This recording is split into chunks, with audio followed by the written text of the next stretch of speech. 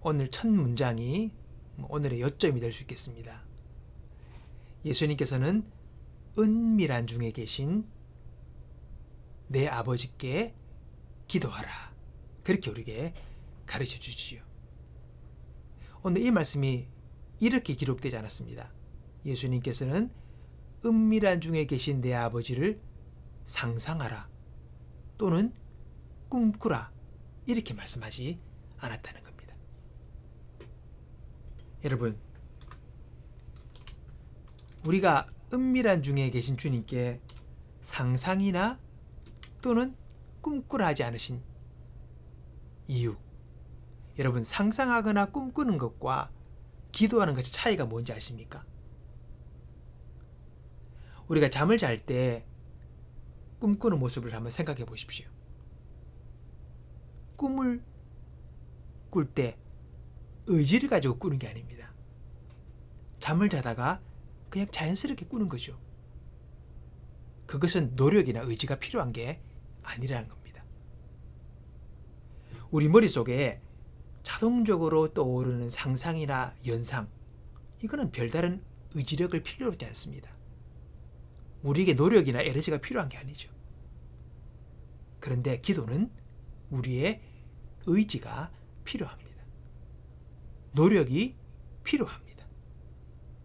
그러기에 상상이나 꿈꾸지 말고 기도하라, 이 말은 의지적으로 행동하라는 의미인 것이죠. 기도는 우리의 의지적인 노력이 필요한 겁니다. 왜 우리의 의지적 노력이 필요합니까? 오늘 기도에 관한 주님의 말씀은 우리에게 실제적인 가르침을 주고 계십니다.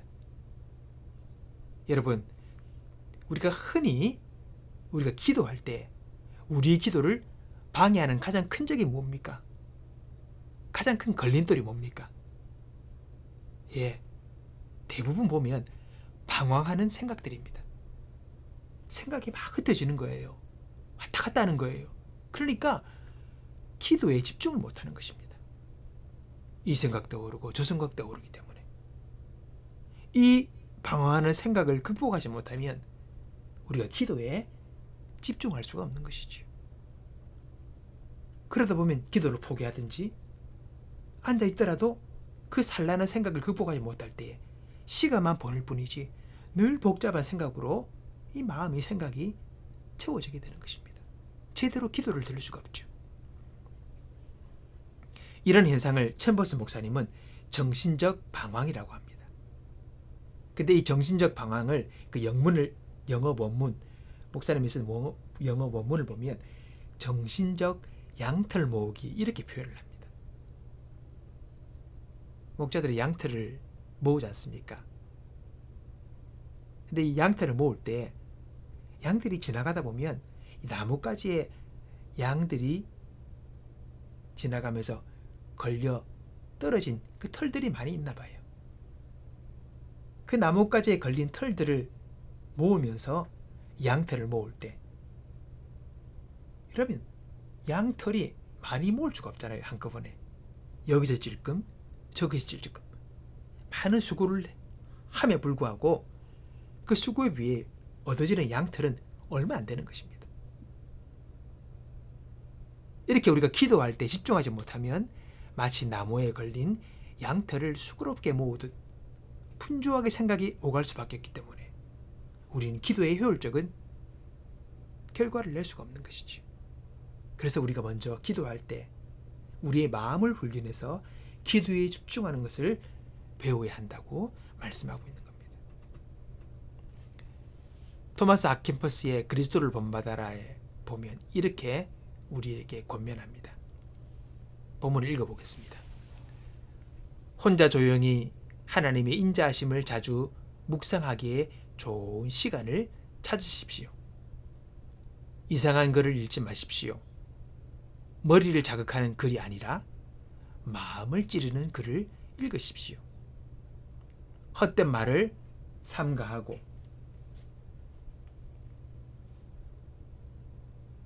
쓸데없이 돌아다니지 않으며 새로운 것과 소문 듣는 것을 원리한다면 선한 것을 묵상하기에 충분하고 적절한 시간을 찾을 수 있을 것입니다. 위대한 성자들은 사람들과 쉽게 어울릴 수 있을 때 그렇게 하기를 삼가했으며 오히려 은밀히 하나님을 섬기는 쪽을 선택했습니다. 여러분, 우리가 위대한 성자는 되지 못할지라도 이들의 삶의 모습을 보면서 우리가 어떻게 해야 우리의 생각을 모아 주님 앞으로, 말씀 앞으로 나아갈 수 있는지를 우리에게 가르쳐주고 있는 것입니다. 여러분, 우리가 기도하려 할 때에 기도할 수 없도록 방해하는 것, 바로 그것이 우리의 방어하는 생각인 것을 알고 이 생각을 정리하는 법을 배워 주님께 집중하는 저와 여러분이 되기를 바라는 것입니다. 자, 여기 보면 오늘 은밀한 말이라 2번 나옵니다. 은밀한 중에 계시고 은밀한 중에 보신다는 말입니다. 자, 은밀한 시간을 우리가 갖기 위해서는 뭘 해야 합니까? 이것저것 모든 생각의 문을 닫는 게 필요합니다. 그리고 오로지 하나님께만 집중하는 그런 것, 바로 그것이 은밀한 곳이요 은밀한 시간이 되는 것이지요. 오로지 하나님께만 집중할 수 있는 그 시간, 그 자리가 바로 은밀한 장소요 은밀한 시간이 되는 겁니다. 그 은밀한 곳에서 우리는 하나님과 독대하는 겁니다. 만나는 겁니다. 이것저것을 보는 것이 아니라 오로지 하나님만 바라보는 시간, 하나님만 바라보는 그 장소, 우리에게 필요한 것이지요. 우리가 하나님께 집중하고 기도하기 위해서는 은밀한 곳으로 들어가야 합니다. 자, 오늘 여러분, 하나님은 은밀한 중에 계신다, 이 말씀을 기억해야 합니다.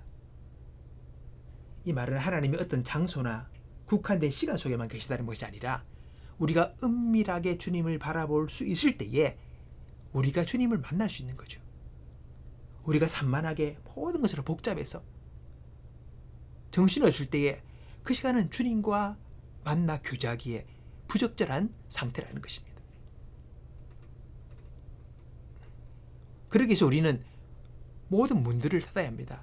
마음의 문들, 유튜브에 열린, TV에 열린, 내가 하는 직업에, 일에, 습관에, 우리의 취미생활에, 사람과의 관계 속에 그 모든 열린 문들을 닫고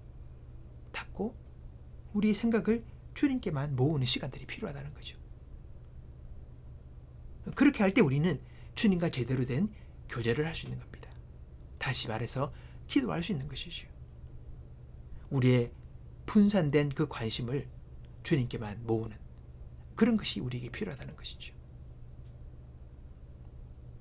여러분, 인생의 오늘 문제, 우리가 갖고 있는 그 문제를 가지고 은밀한 곳에서 하나님께 아뢰면 오늘 내가 겪고 있는 그 모든 문제들 중심에 하나님이 계신 것을 볼 수 있다는 것입니다. 오늘 내가 겪고 있는 삶의 문제 가운데 주님이 계시다는 것을 우리가 보게 된다는 것이죠.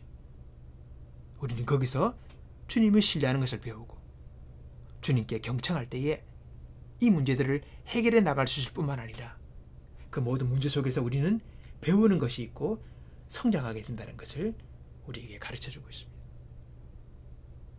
우리가 흔히 새벽 기도하고 또 하루를 시작할 때 말씀으로 시작하자, 이런 말을 많이 하지 않습니까? 왜 그렇게 합니까? 하루의 시작을 묵상으로, 말씀으로 시작할 때에 무슨 의도입니까? 우리 생각은 그런 거죠. 말씀의 중심으로 주님과 함께 내가 하루를 살아가겠다, 이런 결단 아니겠습니까? 말씀으로 먼저 마음을 채우고 주님을 생각하면서 하루를 시작할 때에 우리는 온종일 하나님 중심으로 말씀의 중심이 되어 오늘 우리들이 겪고 있는 문제와 모든 일들을 우리가 볼 수 있게 되는 힘이 생긴다는 것입니다. 그렇게 하면 우리는 하나님 중심으로 말씀 가운데 오늘 문제를 해결할 수 있는 지혜를 배우게 되고 그 일들 속에서 우리는 주님과 동행하는 법을 배우게 되는 것이죠. 오늘 저와 여러분, 하루를 시작하면서 하나님의 말씀으로 주님을 먼저 마음속에 내 주인으로 모심으로 마음을 정돈하고 그렇게 하루를 시작하는 저와 여러분의 삶이 되기 바랍니다. 정신없이 일들과 모든 상황 속에 치여서 흘러가다 하루를 보내는 것이 아니라 주님의 말씀과 우리 주님을 내 마음속에 모셔서 그 모든 일들을 우리가 주도적으로 제어하고 바라보고 그 일들 속에서 하나님의 인도하심을 발견할 수 있는 저와 여러분이 되어 오늘 삶의 모든 문제들을 제대로 해결해 나가고 그 문제들을 통하여서 우리가 배우고 성장하는 저와 여러분이 되기를 바라는 것입니다. 은밀한 곳은 하나님과 독대하는 자리입니다. 뿐만 아니라 그 문제 가운데서 하나님의 다스림만을 우리가 바라보고 기다리는 그러한 장소이죠. 오늘 그 은밀한 장소가 모든 문제를 해결하는 기본적 자리임을 기억하며 오늘 그 시간을 우리가 의도적으로 만들어내는 저와 여러분의 삶이 되기를 주님의 이름으로 축복합니다. 마지막으로 우리가 기도를 합니다. 근데 기도가 내 뜻대로 응답이 되지 않을 때가 있어요. 기도가 하나님께 드려는 짓지만은 그 기도에 대한 응답이 없을 때 어떻게 합니까?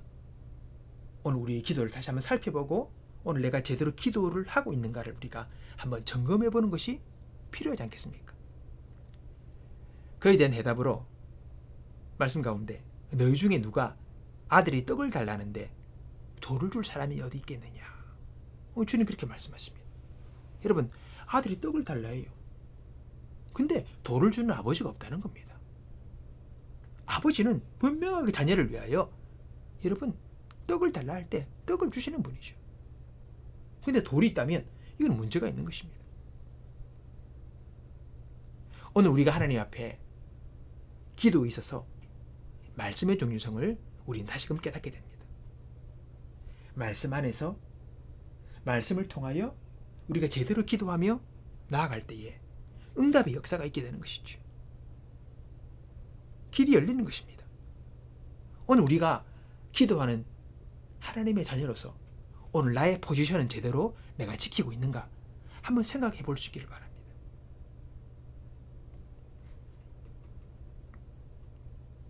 오늘 내가 기도에 응답이 제대로 없고 뭐가 제대로 풀려지지 않을 때에 그냥 자리에 앉아 있지 말고 응답되지 않은 이유를 여러 영적 지침서를 펼쳐서 살펴보는 우리의 노력이 필요하다는 것입니다.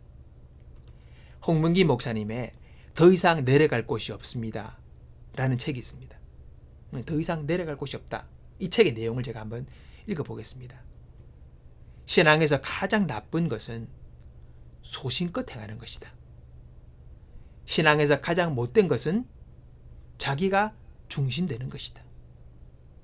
신앙에서 가장 잘못된 것은 자기가 원하는 대로 사는 것이다. 신앙에서 가장 타락한 것은 자기의 원함대로만 구하는 것이다. 여러분, 우리가 잘못하는 포지션에 잘못된 자리에 우리가 있지 않는가 살펴보는 것이 필요합니다. 돌아보는 것이 필요합니다. 우리의 기도가 응답되지 않을 때에 영적 지침서를 통해 우리의 신앙을 점검해 보는 것, 이건 아주 당연한 것이고 있어야 하는 것입니다. 말씀에 비추어 영적 지침서를 통해서 오늘 나의 모습을 한번 돌아보는 것 너무 중요한 것입니다. 일방적인 신앙생활이 아니라 주님께서 나를 향해 뭐라 말씀하시는지, 내 문제가 무엇인지를 말씀하시는 것을 듣는 것이 필요한 것이죠. 그래서 말씀이 필요하고 신앙서적을 읽는 것이 필요한 것입니다. 대한기독교회에서 발행하는 다락방이라는 책이 있습니다. 21년 5월 6월호에 실린 캐롤 퍼버스의 글입니다. 자, 잠시 읽어보겠습니다. 저는 특히 자동차 설명서를 읽지 않는 경향이 있습니다. 새로운 자동차를 사더라도 그 차에 대한 설명서를 읽지 않는 것이지요. 안개등이 필요하거나 사이드 미러를 조정하는 법이 궁금할 때, 또는 1년에 2차례 자동차의 시간을 바꿀 때, 저는 차를 도로 옆에 세워놓고 사용 설명서를 찾기 위해 더듬거립니다. 제가 읽지 않는 사용 설명서에 그 모든 답이 들어 있습니다. 제가 읽기는 했지만 적용하는 것을 잊어버린 가장 중요한 사용 설명서는 바로 성서입니다. 하나님은 우리가 어떻게 살아야 하는지를 알도록 돕는 책을 우리에게 주셨습니다. 성서가 모든 상황에 직접적인 도움을 주는 것은 아니지만 그 안에는 우리가 하나님의 뜻에 맞게 충실하게 사는 데 필요한 지침들이 포함되어 있습니다. 만약 성서를 책장에 꼽아놓기만 하고 읽지 않으면 그 책은 제가 가지고 있는 자동차 설명서처럼 별 소용이 없게 됩니다. 성서는 모든 상황에서 우리에게를 인도할 수 있습니다. 혹시 여러분 성경을 책장에만 꼽아놓고 읽지 않는지요? 그리고 귀한 좋은 신앙의 서적들을 책장 속에만 꼽아놓고 있진 않는지요? 그곳에 우리의 방향, 어떻게 해야 할지를 말씀하시는 주님의 음성을 그 영적 지침서를 통해서 우리가 들을 수 있기를 바랍니다. 볼 수 있기를 바랍니다. 그리고 우리의 삶을 교정하면서 오늘 우리의 삶 속에서 나를 인도하시고 우리의 기도가 제대로 효과적으로 응답될 수 있도록 은밀한 중에 계신 주님과 만나는 저와 여러분의 삶이 되기를 바랍니다. 오늘 주님과의 관계 속에서 다시금 우리의 기도 생활이, 우리의 신앙 생활이 제대로 가고 있는지를, 제대로 작동하고 있는지를 분별하고 그것을 볼 수 있는 저와 여러분이 되기를 바랍니다.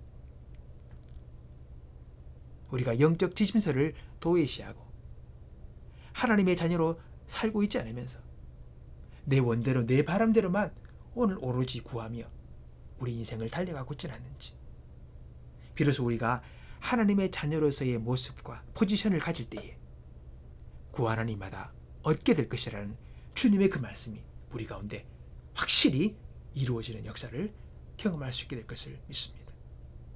오늘 저와 여러분의 삶이 주의 은혜 안에서, 주님 안에서 환히 열리고 분명히 열리고 그리고 구하는 것보다 이루어지며 삶의 열매들이 품성의 맺히게 되는 귀한 역사를 경험하는 저와 여러분의 삶이 되기를 주님의 이름으로 축복합니다.